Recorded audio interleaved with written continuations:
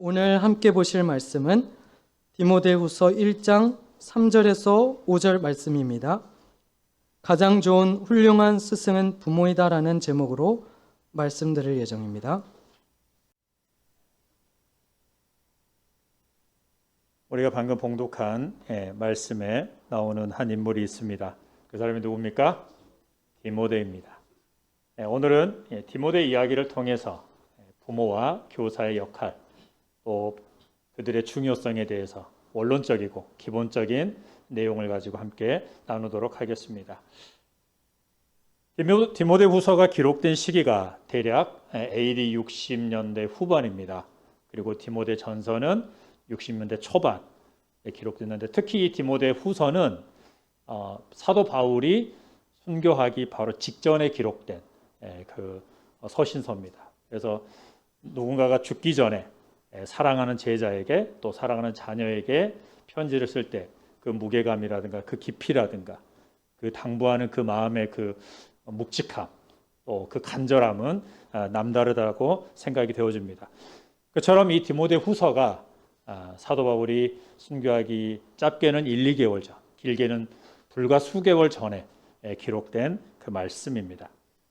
이 시기는 어떤 시기냐면, 사도 바울 또 베드로가 네로 황제 시절에 순교를 당하고 또 본격적인 핍박이 교회를 향해서 다가오고 있는, 그 핍박의 쓰나미가 곧 다가오고 있는 그런 시기이기도 합니다. 그리고 교회 내적으로는 거짓 사도들, 또 거짓 교사들, 이런 사람들이 교회에 몰래 침투해가지고 사도들이 가르쳤던 그 교리들, 그 가르침들을 왜곡시키고 변질시키고, 그래서 교회를 혼란스럽게 만드는 그런 시대였습니다.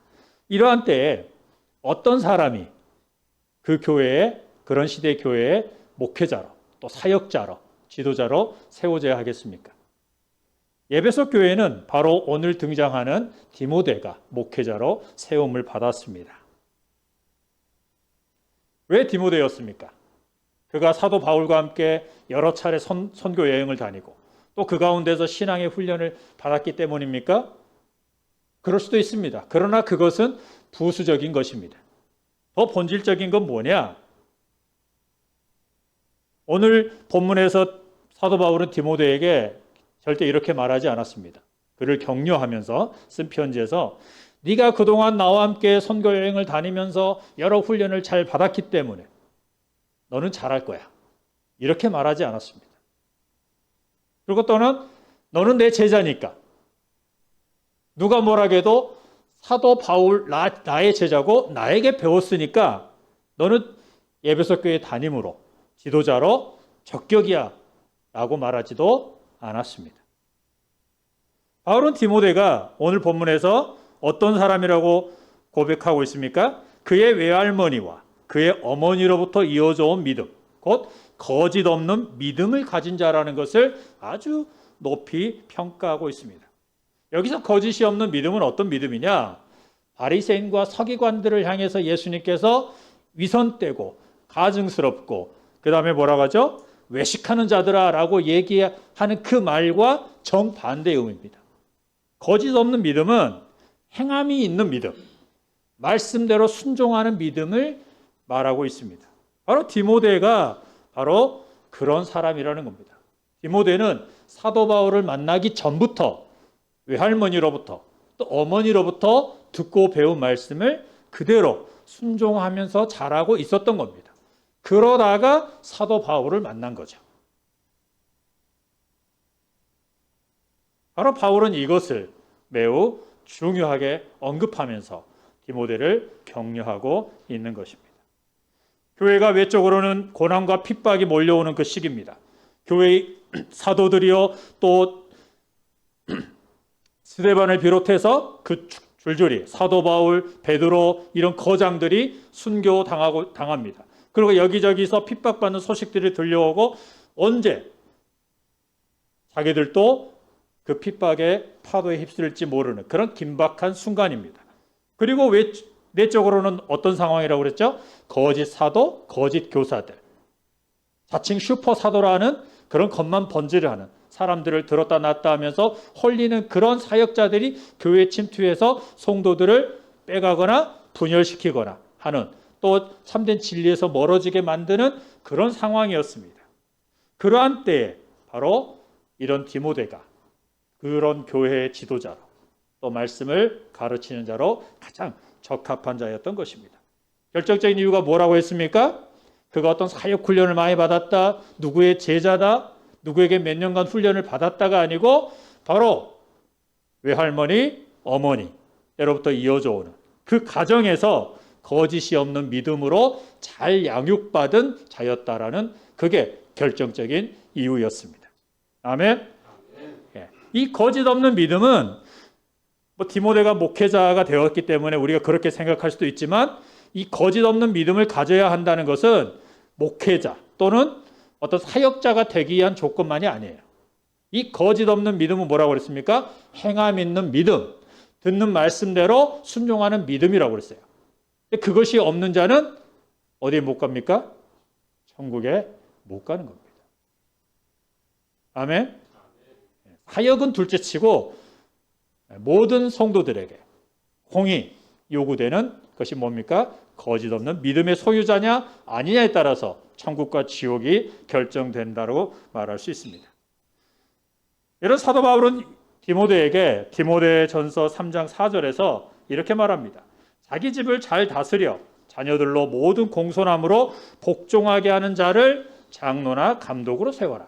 오늘날로 말하면 목사, 장로, 또 지금 현재 교회의 직분으로 말하면 교회 안에서 말씀을 가르치거나 권사, 또 봉사를 위한 집사, 이런 직분자들을 그런 자로 세우라고 말하고 있습니다. 그리고 12절에서는 자녀와 자기 집을 잘 다스리는 자를 봉사나 구제 등의 사역을 감당할 집사로 세우라고 말합니다. 이것은 예수님의 몸인 교회를 건강하게 자라가게 하는 데 있어서 뭘까요? 매우 중요한, 절대 어겨서는 안 될 지침입니다.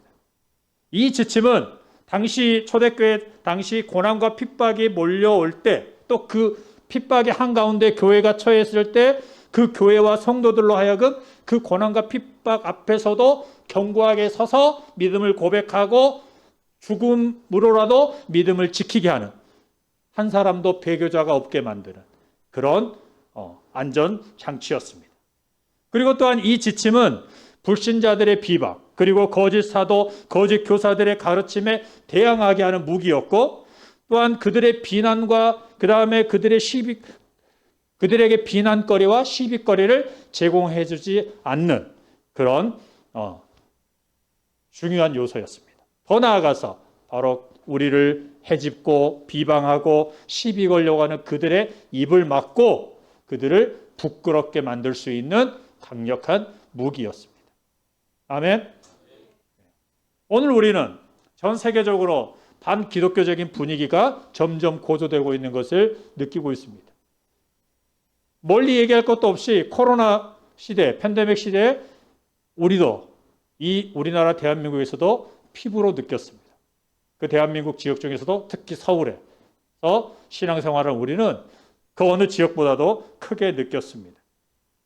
말씀대로 순종하는 자, 그리고 하나님을 경외하는 자들이 핍박을 받고 미움을 받는 그런 모습들을 심심찮게 보고 있습니다. 최근에 기사 하나를 봤는데, 우간다라는 나라, 아프리카에 있는 우간다라는 나라는 국가 헌법으로 강력하게 제재하는 것 중에 하나가 바로 동성애입니다. 그동안 동성애를 금지하는 법을 나라적으로 만들어서 그렇게 왔습니다.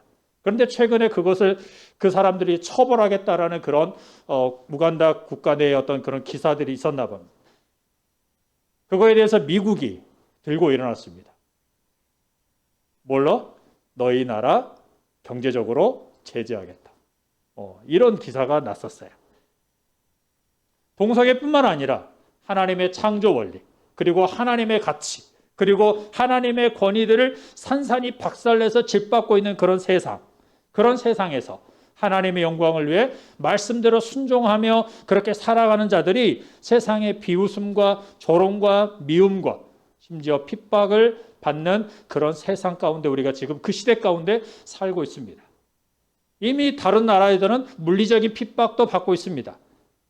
그런 핍박이 우리에게도 멀지 않았다는 것을 우리는 인정해야 합니다. 지금 나라의 빚이 1천조가 넘었다라고 아주 떠들썩합니다. 실제 넘었더라고요. 그리고 출생률 때문에 비상입니다. 그리고 경제적인 어려움 때문에 지금 부모 세대인 우리뿐만 아니라 우리의 자녀들은 앞으로 뭐 먹고 사냐, 어떻게 사냐라는 이런 불안과 걱정 때문에 우리 자녀들의 앞날이 암울합니다. 그런데 진짜 문제는 뭐냐? 웬만한 믿음이 아니면 견디는 것조차 어려운 시대, 타협하거나 배교하지 않으면 생존조차도 힘들어지는 시대가 지금 우리 코앞에 다가왔다는 겁니다. 그렇다면 지금 우리 시대에 우리가 가장 시급하게 해야 할 일은 무엇이겠습니까? 뭐라고 생각하십니까? 바로 우리의 가정을 믿음의 가정으로 굳건하게 세우는 것입니다.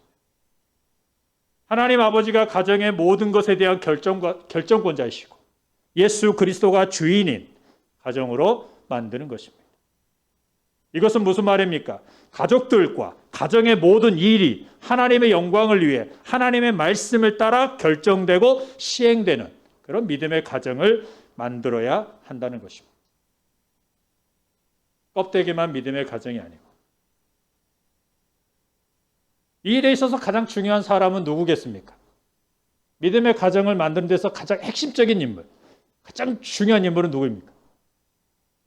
맞습니다. 부모입니다. 디모데전서의 말씀처럼 부모된 자는 자기 집을 잘 다스려 자녀들로 모든 공손함으로 복종하게 하는 자가 되어야 합니다. 이것은 에베소서 6장 4절의 말씀처럼 자녀들을 오직 주의 교훈과 훈계로 양육하는 부모가 되라는 것입니다. 하나님께서 부모에게 주신 권위는 누구 다음으로 가는 권위일까요? 하나님 바로 다음 가는 권위입니다.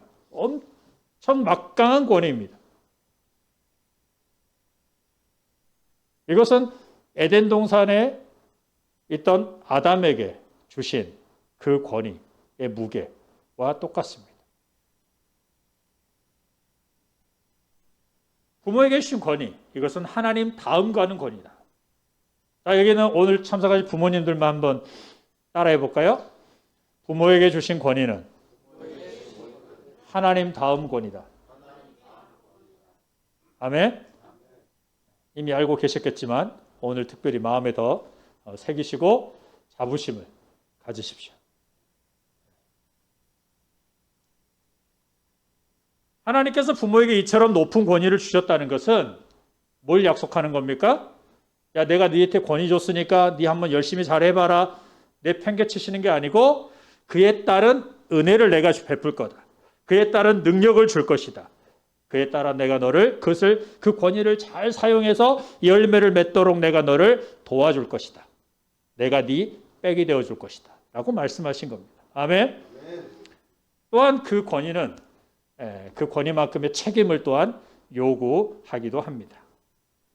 자, 부모는 하나님 다음 가는 권위를 받았기 때문에 하나님 앞에서 하나님을 위하여 자기의 권위를 잘 사용해야 합니다. 그리고 적극적으로 사용해야 합니다. 결혼을 해서 아이를 낳아 아이를 먹이고 입히는 수준에서의 그 부모의 수준에 멈추는 게 아니라 그 자녀를 하나님의 말씀으로 바르게 양육하는 그런 부모의 단계까지 올라가야 합니다. 그래서 자녀에게 부모는 부모이면서 동시에 스승인 것입니다. 다시 한번 우리 부모님들 따라해 볼까요? 나는 부모이면서 스승이다. 다른 학생의 스승이 아니고 내 자녀의 스승이다. 라는 것을 기억하시기 바랍니다. 자, 스승은 교사의 단계를 넘어선 사람입니다. 그래서 스승은 학문, 지식만을 가르치는 자가 아닙니다. 그 가르치는 것을 삶으로 살아내는 자입니다. 그리고 그 삶의 본을 보임으로써 제자로 하여금 스승인 나처럼 살아가게 하는 겁니다. 도제 교육이라는 게 이제 그런 것에 나오는 건데요. 그래서 이것은 뭐냐? 그 자녀들이 살아갈 그 시대에 그들의 스승처럼 그들이 배웠던 그들이 훈련받았던, 자기들을 가르쳤던 그 스승처럼 그들의 시대에 살아가는 겁니다. 그래서 그 자녀들의 시대의 사람들이 볼 때, 야, 너의 스승 아무개하고 똑같이 사는구나. 너의 스승님처럼 너도 똑같이 생각하고 판단하고 그런 가치관을 가지고 그런 삶의 목표를 가지고 살아가는구나라는 말을 듣게 하는 것입니다. 아멘. 바로 예수님의 제자로 산다는 것이 이것입니다. 2000년 전 예수님의 그 삶, 그냥 예수님 믿습니다 하고 우리가 21세기에 이런 문화, 세상의 가치관, 유행들을 따라서 그냥 믿음 따로, 교회 생활 따로, 세상 생활 따로 하는 그런 모습이 아니라 2000년 전에 예수님이 사셨던 공생의 그 삶, 태어나서 십자가에 죽으시기까지의 그 삶을 2023년에 내가 재현하는 겁니다. 그게 바로 예수님의 참 제자로 살아간다는 겁니다. 동의하십니까? 그 예수님의 삶의 모습이 없는 사람은 제자가 아닙니다. 어쨌든 스승이 되는 것은 매우 힘들고 어려운 일입니다. 그런데 부모가 스승이 되는 데 있어서는 우리가 세상 말로 이미 50점을 먹고 들어갑니다. 혹시 추측이 되세요? 왜 50점 먹고 들어가는지 우리 전사님 모르겠어요. 네. 자, 아이를 전인적으로 또 건강한 성인으로 그리고 믿음의 자녀로 양육하는 일을 부모만큼 잘할 수 있는 사람이 있다 없다? 없다. 절대 없습니다. 부모만큼 잘할 사람은 절대 없습니다. 그런데 문제는 오늘날 부모들이 그 부모의 역할을 포기한다는 게 문제입니다. 하나님의 관점에서, 하나님의 창조의 원리에서 자녀를 온전하게 또 하나님의 사람으로 건강하고 온전하게 양육할 사람은 부모밖에 없어요. 그걸 잘할 수 있는 사람이 부모밖에 없는 거예요. 부모가 없을 때 차선책이 필요한 뿐이에요. 그런데 차선책은 말 그대로 차선책일 뿐이에요. 그럼 차선책에는 뭐가 있어요? 공백이 생기는 거죠. 차선책으로 양육받는 자녀는 공백이 있게 되는 거예요. 심리학적으로만이 아니라 신앙적으로도 마찬가지. 그 공백은 그 아이가 자라면서 반드시 티가 나게 되어 있습니다. 사회인으로 살아갈 때 빠르면 20, 30대, 늦으면 40대, 50대 때 미혼일 때는 안 나타나지만 결혼해서 가정을 꾸렸을 때 그 빈자리가 반드시 티가 나게 되어 있습니다. 부모만큼 잘할 수 있는 사람이 없다. 이것을 또한 기억하시고요. 왜 그러느냐? 먼저는 하나님께서 이 일을 부모에게 맡기셨기 때문에. 아멘. 그리고 하나님께서 그 일을 잘할 수 있도록 그에 따른 권위와 은혜와 능력을 준비해 주셨기 때문입니다. 그리고 인간적으로는 내 배 아파서 낳은 아이라는 이 사실이 엄청난 이점을 갖게 되는 겁니다. 우리가 경기할 때 홈그라운드에서 하는 게 뭐 여러 가지 이점이 있다고 하는데 그것보다도 100배, 1000배는 더 내 배 아파 나왔다는 이 사실이 엄청난 이점을 갖게 하는 것입니다. 동의합니까? 예. 처음 듣는 얘기는 아니겠지만 이게 엄청난 자신감을 갖게 하는 그런 근거죠. 그리고 또 한 가지는 이 아이의 외형적인 모습, 기질, 성격, 가치관, 인생관, 그리고 그 아이의 삶의 방식 등이 부모로부터 물려받은 유전적인 요인, 그리고 그 부모와 함께 어린 시절을 보내는 그 시간들이 몇 프로를 결정해요? 몇 프로? 과학자들은 뭐라고 해요? 3세, 6세를 기준으로 보잖아요. 심리학자도 그러고. 좀 길게 보면 초등학교 졸업할 때까지. 10세 이전에 다 형성이 되는 거예요. 99% 이상. 엄청나죠. 그러니까 부모로부터 어떤 유전적인 걸 타고났느냐, 그리고 그 부모와 함께 어린 시절을 보낸 그 기간이 그 아이가 앞으로 어떤 삶을 살게 될 것인지가 거의 다 결정이 되는 거죠. 그러니 부모만큼 이 일을 잘할 사람이 누가 있냐고. 내 배 아파 나왔어. 또 그 아이를 젖먹이고 내 품에서 키워. 그리고 그 아이를 기저귀 갈아주고 그 다음에 유치원, 초등학교 보내줘. 그러면서 함께 생활해. 그 시간, 불과 10년 이내의 시간이 이 아이의 평생을 다 좌우하게 만든다. 이건 이제 일반적인 원칙적인 얘기고, 그 다음에 이제 나중에 그러면 이제 나는 다 끝났나요, 목사님? 우리 아이들 다 지금 성인 돼서 사회인 됐는데. 그러나 누가 계셔요? 하나님이 계시죠. 네. 거듭남이라는 게 있잖아요. 이 거듭남이 엄청난 거예요. 완전 새 사람 만드는 겁니다. 오늘날은 그냥 교회 오고 세례받고 등록하면 구원받고 천국 간다라고 교리적으로 그냥 지식적으로 하지만 이 거듭남은 완전 사람을 180도 바꿔버리는 거죠. 아멘? 네. 오늘 그건 얘기할 시간은 없고요. 어쨌든 이렇습니다.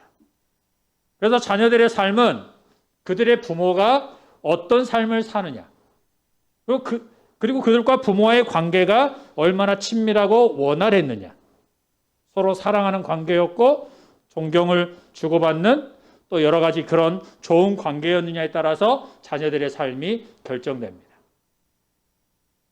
세상적으로 어떤 수준의 삶을 사느냐, 경제적으로, 신분적으로 어느 위치에 올라가느냐, 부의 세습 이런 걸 얘기하는 게 아닙니다. 무슨 말입니까?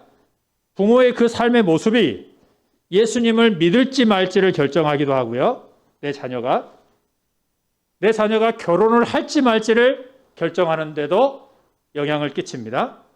그리고 만약 내 자녀가 결혼을 한다면 어떤 여자, 어떤 남자를 만날지 선택할지도 결정하고요. 영향을 끼친다는 거죠. 그리고 그들의 결혼 생활이 부모님의 결혼 생활과 비슷해지고요. 그들의 가정 생활 또한 부모의 그 삶이 영향을 끼치는 거죠. 물론 예외는 있습니다. 그 자녀가 각성하여 거듭나서 말씀의 중심을 두고 나는 우리 엄마 아빠와 같이, 나는 아무개와 같이 살지 않겠습니다. 하나님 나를 정말 좋은 부모, 하나님 보시기에 좋은 부모, 좋은 남편, 좋은 아내가 되게 해주십시오. 그렇게 기도하면서 자기를 훈련시키면 거기에 하나님의 은혜가 부어지면 술주정뱅이 아빠에서 엄청 훌륭한 아빠가 나오는 거죠. 그 집안에서.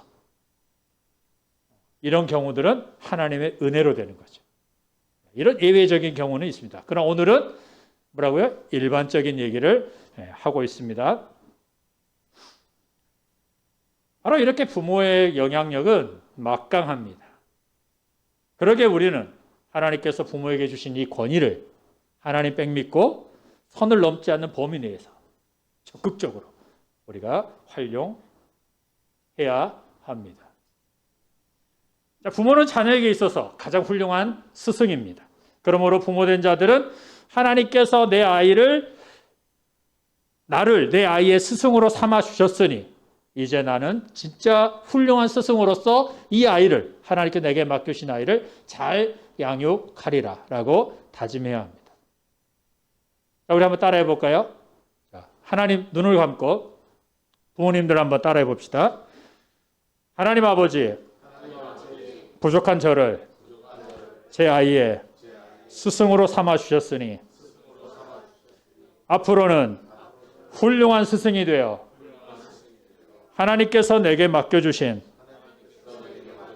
자녀들을 잘 양육하겠습니다. 아멘. 아멘. 네. 부모 여러분, 여러분의 자녀가 서두에서 말씀드린 것처럼 세상의 유혹, 세상의 미움, 그리고 고난과 핍박에도 예수님을 믿는 믿음과 하나님의 말씀대로 순종하는 것을 절대로 포기하지 않는 그런 자녀가 되기를 원하십니까? 아멘? 네, 세 분만 아멘 하시네. 정말 그런 자녀가 되기를 원하십니까? 아멘. 많은 부모들이 기도할 때, 자녀를 기도할 때 특히나 요즘은 힘들고 어려우니까, 먹고 살기 힘드니까 그런 부분을 놓고 많이 기도들 하는 줄 압니다. 그런데 우리가 기억해야 할 것은 세상에서 잘 되고 부유한 삶을 살고자 하는 자는 절대로 예수님과 그분의 말씀대로 순종할 수가 없습니다. 예수님과 그분의 말씀 때문에 내게 다가오는 조그만 가시만한 그런 핍박과 고난, 그 어려움에도 세상에서 잘 되고 부유하기를 바라는 자녀는, 또 그런 자들은 그것에서도 넘어집니다. 별것도 아닌 것 가지고. 아니, 그런 사람들은 고난과 핍박이 다가오려고 하면 먼저 어떻게 할까요? 피하여 도망가거나 타협하고 그냥, 그래서 그것을 당하지 않기 위해서 냉정하게 말하면 배교자가 되는 거죠. 몸은 교회 다니지만 삶은 배교자로 살아가는 그런 사람이 됩니다. 그러니까 여기에서도 부모인 우리가 자녀를 위해서 어떤 기도를 해야 되는지 우리가 잘 생각해 보아야 합니다. 다시 묻습니다. 여러분은 여러분의 자녀가 오늘 등장한 이 디모데처럼 거짓 없는 믿음의 자녀가 되기를 원하십니까? 아멘. 네. 그렇다면 에베소서 말씀이나 또 여러 가지 말씀에서 주의 교훈과 훈계로 양육하라 이런 말씀들이 많이 있지만, 이 말씀을 누구에게 먼저? 부모인 나에게 먼저 적용을 해야 합니다. 주의 교훈과 훈계로 내 자녀를 닥달하, 똑바로 좀 살아라, 교회 좀 나가라, 예수님 좀 잘 믿어라, 신앙생활 잘하자, 뭐 이렇게 막 닥달하기 전에 먼저 내 자신을 그 주의 말씀과 훈계로 닥달을 하시라는 겁니다. 먼저 여러분 자신을 예수님과 그분의 말씀에 복종시키기를 힘쓰십시오. 여러분 자신이 부모가 어떤 상황, 어떤 처지에서도, 아니 오늘 한 끼밖에 먹을 양식이 없는 그런 상황에 서서 경제적인 가난 속에서도 믿음을 지키고 믿음으로 그 상황에 반응하고 믿음으로 자족하면서 오히려 하나님께 감사합니다, 일용할 양식을 주셔서 라고 기도하는 그 부모의 모습을 보일 수 있어야 한다는 겁니다. 자녀의 경우로 말하면 자녀가 대학에 떨어졌고, 부모인 내가 원하고 내 자녀가 원하던 대학에 떨어졌다고 할지라도 하나님 왜 내 기도 안 들으셨어요? 나 이제 하나님 안 믿을래요 라고 교회 떠나고 예배 안 나오고, 이런 모습이 아니라, 그런 고3들이 참 많아요. 큰 교회들이 얘기해요. 제가 아는 사람도 자기가 열심히 공부해서 원서를 넣는데 떨어졌어요. 하나님이 내가 원하는 대학 합격시키지 않았다고 나 이제 더 이상 하나님 안 믿겠다고 등을 지고 떠나갔다고 하더라고요. 이게 말이 되냐고요. 원래 믿음이 없었던 거죠. 네. 하나님이 택한 자가 아니었을 수도 있어요. 물론 택한 자였으면 나중에 또 하나님이 돌이켜서 오게 하시겠지만 말입니다. 어쨌든 부모인 우리가 어떤 상황, 어떤 처지에 있다 할지라도 거기에서 하나님의 주권을 인정하고 하나님의 인도하심을 믿는 믿음으로 자족하고 입으로 범죄치 않고 오히려 감사의 고백을 하는, 오히려 믿음 없는 말을 하는 자녀들을 다독거릴 줄 아는 그런 부모가 되어야 한다는 것입니다. 아멘. 그러고 나서 아이에게 훈계하되, 아이에게 말씀을 가르치되, 어떤 말씀을 가르쳐야 될까요? 내가 순종하고 있는 말씀. 내가 순종하고 있는 말씀을 아이에게 가르치는 거예요. 예수님이 우리에게 가르치신 마태복음부터 마지막까지 이 말씀들이 뭐죠? 예수님께서 하나님 아버지 앞에서 완벽하게 순종했던 말씀을 제자들에게 전했고, 제자들은 그것을 기록하여 오늘 우리에게 전해주고 있는 것입니다. 그래서 자녀들에게 교육하고 자녀들에게 말씀을 가르칠 때 어떤 말씀을 전해라? 내가 순종하고 있는 말씀. 그리고 간혹 넘어져서 내가 회개는 하지만 그래도 나는 그 말씀에 순종하려고 예를 쓰고 있는 그런 나의 연약함 때문에 어쩔 수 없이 불순종하게 되고 그 불순종함을 회개하고 있는 그 말씀을 아이들에게 가르치는 거죠. 순종하고 있는 말씀만 가르친다면 가르칠 말씀이 거의 없을 수도 있잖아요. 그렇죠? 그런데 내가 그 말씀을 절대 진리로 인정하고 거기에 나를 계속 맞추기 위해서 순종하여서 애쓰고 있는 그 말씀. 아빠도 힘들어. 가끔 넘어져. 이럴 때가 있어. 그렇지만 회개하고 다시 일어서서 순종하려고 해. 왜? 이게 하나님의 말씀이니까. 이렇게 자녀들과 함께 나누는 거죠. 그 과정에서 자리하는 것이 있습니다. 내 자녀가 부모인 나를 두려워하게 해서는 안 됩니다. 부모가 두려워서 부모 말에 순종하는 자녀가 되게 하는 것은 일반 세상 사람들이 하는 겁니다. 갑질하는 거죠. 자녀가 부모인 나를 두려워하고 나의 눈치를 보면서 순종하는 척하게 하는 게 아니라 내 자녀가 누구를? 하나님을 의식하게 만드는 겁니다. 하나님을 두려워하게 하는 겁니다. 하나님을 경외하게 만드는 거죠.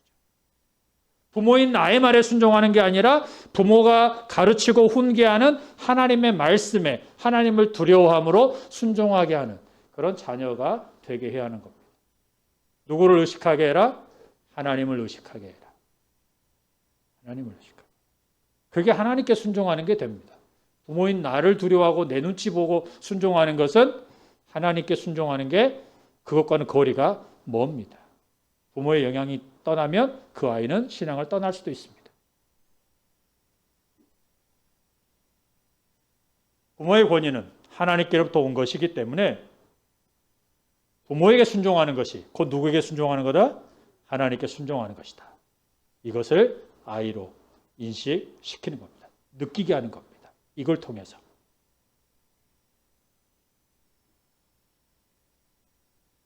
그리고 반대로 하나님의 권위에 순종하는 자는 반드시 누구에게 순종하게 되어 있다? 자기 부모에게 순종하게 되어 있다. 자, 이것을 우리는 놓치지 말아야 돼요. 부모도 그렇고 자녀들도. 내가 하나님을 사랑하고 하나님을 믿고 하나님이 나의 창조자고 하나님이 내 삶의 주인 되시고 나의 도움이시고 나의 인도자다. 나는 그것을 믿습니다. 아멘 할렐루야. 예수님이 나의 주인이십니다. 아멘 할렐루야. 그런데 자기 부모에게 순종하지 않는다. 부모를 공경하지 않는다. 성격적으로 어떤 믿음일까요? 가짜 믿음이죠. 그의 신앙에 엄청난 뭔가 문제가 있는 거예요. 심각한 문제가 있어요. 이런 앞뒤가 안 맞는 신앙 고백하는 사람들을 조심해야 돼요. 그리고 그 모순을 들춰내서 깨우쳐야 돼요.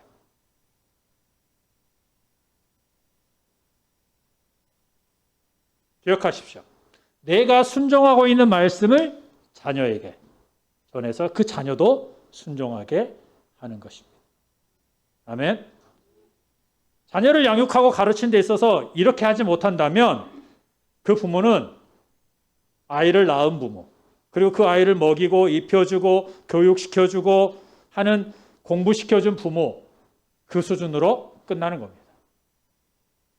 그것은 하나님께서 그 부모에게 주신 그 특권과 영광을 그 부모 스스로가 포기하는, 걷어차는 그런 결과입니다. 이런 부모는 한 명도 없으시기를 예수님의 이름으로 축복합니다. 아멘. 자, 부모가 자녀에게 믿음으로 사는 삶을 보여주는 스승이 되고 자녀가 그 스승의 가르침을 따라 순종하게 될 때 어떤 열매가 맺혀질까요?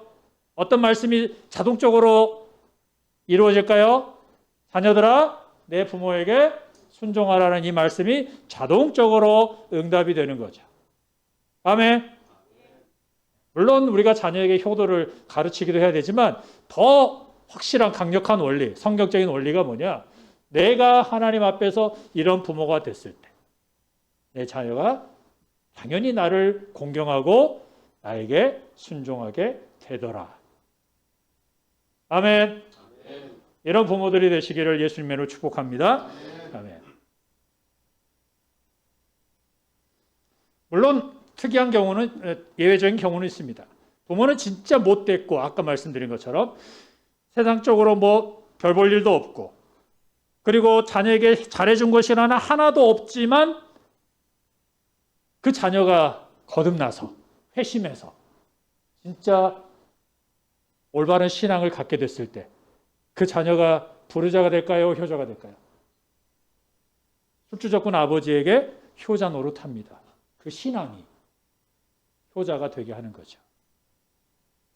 그런데 이거는 100%의 성공이 아니고 절반의 성공인 거죠. 부모의 역할이 빠진 자녀의 효도만 있잖아요. 우리는 이런 가정이 되면 안 되는 거죠. 오늘 이 자리에 계신 분들. 아멘? 네. 그러므로 부모는 하나님을 경외하고 그분의 말씀대로 순종하며 사는 모습을 내 자녀에게 보여줘야 돼요. 스승은 그거니까. 바로 그것을 가르치는 스승이 되기를 힘써야 하는 거죠. 바로 하나님께서는 부모된 우리의 그런 몸부림, 그런 힘씀을 하나님이 받으시고 그 위에 은혜를 베푸시면 내 자녀가 하나님을 경외하고 부모를 공경하고 효도하는 그런 자녀가 되게 하시는 겁니다. 다가올 그 핍박과 고난, 세상의 유혹과 미움, 조롱에도 끄떡없이 견고하게 서서 믿음으로 사는 자녀가 되게 하시는 겁니다. 아멘. 그리고 부모들에게 마지막으로 한 가지 더 부탁을 드립니다. 지금 여러분의 자녀들이 성인이 되었던 어린 아이가 되었건 누구든 간에 하나님 앞에서 여러분의 자녀들과 화목하기를 힘쓰십시오. 돌을 던지는 사람은 모르지만 돌에 맞은 사람은 안다고. 부모도 알지 못하는 상처를 십수년, 수십 년 안고 있는 자녀가 있을 수도 있습니다. 나중에 들어보면 아니 그런 것 갖고 꿍하고 있었냐고. 그게 그렇게 서러웠었냐고. 그것 때문에 부모인 내가 그렇게 원망스러웠냐고. 전혀 아무것도 아닌 것처럼 밝혀지는 것들도 있습니다. 그럴지라도 혹시 여러분의 자녀와 화목하지 못한 그런 것들이 있다면 오늘 이 시간 이후에 반드시 여러분의 자녀와 화목하기를 힘써야 합니다. 잘해주고 못해주고 세상적으로 그런 것이 아니라 내가 믿는다, 예수님 믿는다 하면서도 좋은 엄마, 좋은 아빠의 모습을 보이지 못했던 것, 그리고 신앙의 본을 보이지 못했던 것, 그리고 말씀으로 잘 가르치지 못했던 것, 그런 것. 그리고 혹시 내가 말로나 또 내가 너무 심하게 혼내서 때로는 아이를 혼자 두고 떠난 시간이 너무 많아서 그런 것들을 시간을 내서 꼭 아이에게 사과, 용서를 구하는 시간을 가지십시오. 그리고 화해하셔야 합니다. 그리고 마지막으로 사랑한다라고 말해 주십시오. 그것이 없이 사랑한다 말하면 공허한 메아리로 들릴 뿐입니다. 예수님께서 재림하셔서 부모들을 심판하실 때 그 심판의 기준이 뭘까요?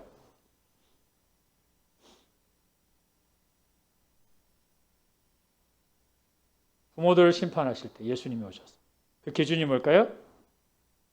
네 자녀를 얼마나 잘 먹이고 입혔느냐, 공부 뒷바라지는 얼마나 해주었느냐, 또 사회에서는 얼마나 잘 나가는, 그래서 좀 연봉도 세고 그래서 그 선교원금 11조 이런 것도 해서 교회도 건축하고 선교원금도 하는 그런 일꾼을 만들었느냐라일까요?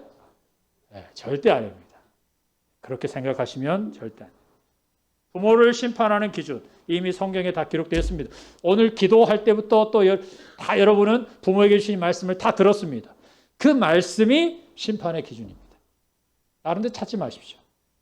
뭡니까? 너의 가정을 얼마나 믿음으로 잘 이끌어가냐. 너의 자녀들로 하여금 내 말대로 얼마나 순종하게 만들었느냐. 너는 그 아이들에게 얼마나 순종하는 모습을 보였느냐. 그리고 내가 너에게 맡겨준 자녀들로 하여금 부모를 공경하고 순종하는 자가 되게 했느냐. 바로 그것이 심판의 기준입니다. 그렇다면 오늘날 목사, 장로, 권사, 집사 등의 교회 안의 직분자들에 대한 심판의 기준은 뭐겠습니까? 직분에 대한 충성도? 그럴까요? 네. 아니라고 말해야죠. 이 맥락상. 그렇죠? 몰라도. 네. 뭘까요? 부모의 역할에 대한 심판을 먼저 받습니다. 이것은 예수님의 재림 때까지 기다릴 것도 없이 사도들이 당시 교회 안에 이런 직분자들을 세울 때, 목사, 장로, 권사, 집사를 세울 때 걸러내는 그 기준을 통해서도 우리는 분명히 알 수 있어요. 사도들은 어떤 사람을 이런 직분자로 세웠나요? 변호사님. 여러 조건이, 자격 조건이 있지만 핵심적인 건, 가장 중요한 건 그들의 가정을 봤어요. 그들의 가정을 봤다는 건 또 뭘 본 거예요? 그들의 자녀를 본 거죠. 그 당사자만 본 게 아니에요. 직분을 세울 후보자만 보는 게 아니에요. 만약에 선생님이 직분자가 딱 된다 하면은 선생님이 얼마나 신앙생활 잘하고 교회 봉사를 얼마나 잘했느냐, 11조하고 새벽기도 이것부터 얼마나, 이거 교회 생활을 점검하잖아요. 일반 교회들이. 그걸 본 게 아니고 아내하고는 사이가 좋냐 안 좋냐, 아이들은 얼마나 신앙으로 바르게 크고 있느냐, 이걸 본다는 거죠. 이걸 검증해가지고 합격하면 그 다음부터 집사 자격 합격, 아니면 권사 합격, 장로, 목사 합격, 이렇게 한 거예요. 이 기준이 언제도 동일하게 이루어진다고요? 예수님이 재림하셨을 때. 직분자들의 심판은 부모의 역할에 대한 심판, 이게 먼저 이루어지는 거죠. 부모의 역할에 대한 그 점검이 끝난 사람들이 직분을 맡아 봉사를 하는 거죠. 그리고 그들에게 이루어지는 예수님의 재림 때 심판은 직분에 대한 충성도가 그 다음으로 이루어지는 거예요. 그러니까 이미 직분에 대한 충성도를 예수님이 심판하실 때 이들은 이미 어떤 사람이에요? 부모의 역할에 대해서는 결격 사유가 아무것도 없는 사람인 거죠. 이미 합격한 사람들이죠. 이해되십니까? 이렇게 중요합니다. 이 지침, 앞에서 얘기했던 이 지침이 내 가정을 지키는 것뿐만 아니라 내가 속한 주님의 몸을 지키고 건강하게 자라게 하기는 핵심 요소입니다. 이게 방어체계예요. 견고한 진이 되는 거예요. 성벽이. 그래서 저는 오늘 여러분에게 간곡히 부탁드립니다. 하나님께서 여러분에게 주신 부모의 이 직분을 절대 포기하지 마십시오. 그리고 낮은 부모의 단계를 넘어 스승이 되는 그 단계에 나아가기를 힘쓰시기 바랍니다. 이 시간 우리 함께 기도하겠습니다.